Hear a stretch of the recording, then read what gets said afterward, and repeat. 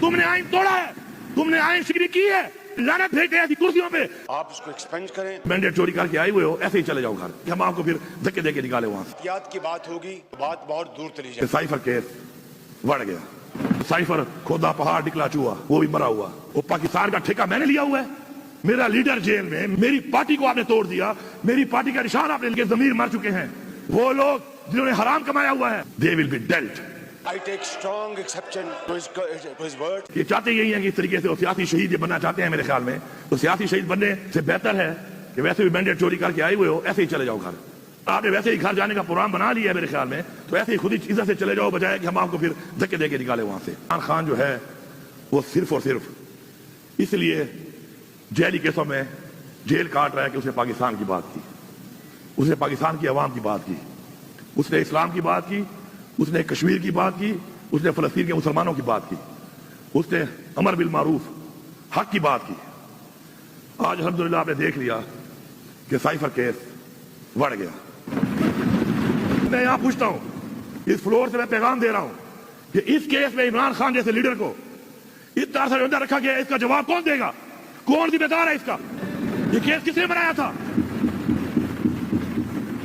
اگر اس ملک میں یہی چلے گا کہ آپ لوگ کسی کو بھی جیلی کیس میں اندر ڈال دو, اس کیس کا نہ سر ہو نہ پاؤں ہو, اور اس کے بعد وہ کیس اس طریقے سے ختم ہو جائے, تو ان لوگوں کو سزا دلا کے ہم دم لیں گے جنہوں نے اس کیس کو بنایا, اس کیس کو غلط موڑ دیا, اس کیس کے بارے میں غلط گواہیاں دی, اور اس کیس کے بارے میں پوری قوم کو گمراہ کیا.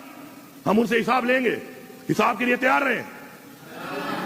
اس کے بعد توشہ خانہ. توشہ خانہ کیا ہے؟ توشہ خانہ میں عمران خان صاحب نے گھڑی اگر لی ہے, یہ کہتے ہیں ایویلیویشن غلط ہوئی ہے. اس کی ایویلیویشن کرنے والا کون تھا؟ اور عمران خان سزا کاٹ رہا ہے اس میں. اور مزے کی بات یہ ہے کہ گھڑی تو الاؤڈ ہے, جبکہ گاڑی الاؤڈ نہیں ہے. جو گاڑیاں نکالنے والے لوگ ہیں وہ کوئی وزیر اعظم بنا ہوا ہے, کوئی وزیر اعلیٰ بنی ہوئی ہے, کوئی صدر بنا ہوا ہے, اور یہ ریکارڈ پہ ہے. یہ ایک پاکستان نہیں, یہ دو پاکستان ہے. اور یہ پاکستان کو پہلے دو ٹکڑے کیا گیا, جنہوں نے اس کو دو ٹکڑے کیا وہ سن لیں کہ اس کی وجہ بھی یہی تھی.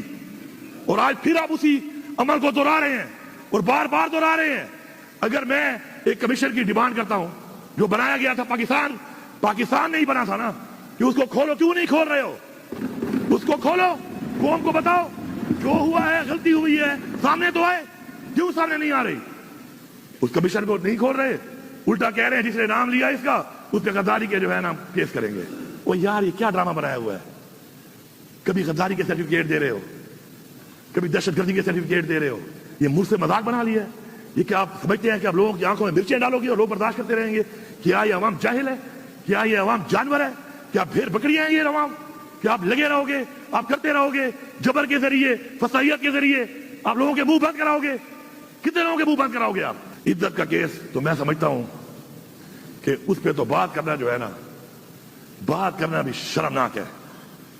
اس ملک میں اسلام کے نام پہ بننے والا ملک, جو اسلام کے نام پہ بنا ہے, اسلامی قوانین کو توڑتے ہوئے سزا دے دی گئی. اور ہم سب قانون کی طرف دیکھ رہے ہیں کہ قانون کیا کرے گا. قانون کا کہ فیصلے تو یہ ہیں, وہ کہتے ہیں justice delayed is justice denied.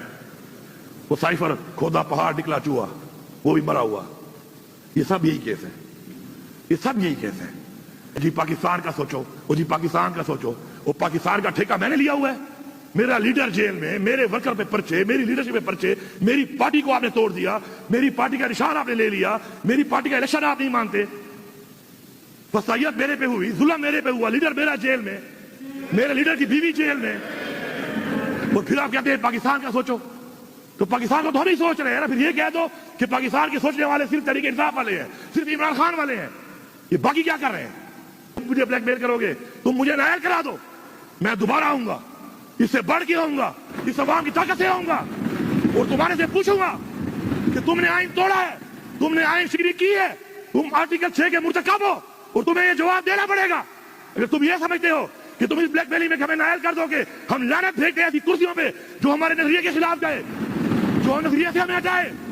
ایسی 1000 کرسیاں قربان ہیں اس نظریے پہ, ہمیں عوام نے ووٹ دیا ہے. ہمارے اوپر مدعی بھی خود بنے ہوئے ہیں, گواہ بھی خود بنے ہوئے ہیں, جج بھی خود بنے ہوئے ہیں. 9 मई हमारे में डाला हुआ है। कभी ऐसा हुआ है कि मुद्दई भी मैं, गवाह भी मैं, जज भी मैं, और थोप रहा हूं एक के ऊपर, और मैं कहता हूं साबित करो, साबित तुम कर नहीं सकते हो, फिर भी थोप रहे हो, ये क्या निजाम चल रहा है इधर? अब अगर हम निकले तो हम ऐसे वापस नहीं आएंगे। मैं बता रहा हूं, ऐसे वापस नहीं आएंगे। हकीकी आजादी फिर हम लेके दम लेंगे, हम हकीकी आजादी लेंगे। ये गुलामी की जिंदगी अगर आप समझते हैं कि आप हमारे पे मुसल्लत करोगे, हमारे बच्चों में मुसल्लत करोगे, तो वो लोग जिनके ज़मीर मर चुके हैं, वो लोग जिन्होंने हराम कमाया हुआ है, वो तो शायद इसी के राजी हो जाए। हम राजी नहीं है।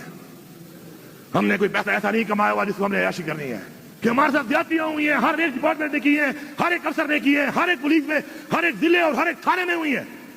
हमने उफ तक नहीं किया। फिर हमें किसी और तरीके से डील करना पड़ेगा, और ये डील नहीं होगी। They will be dealt.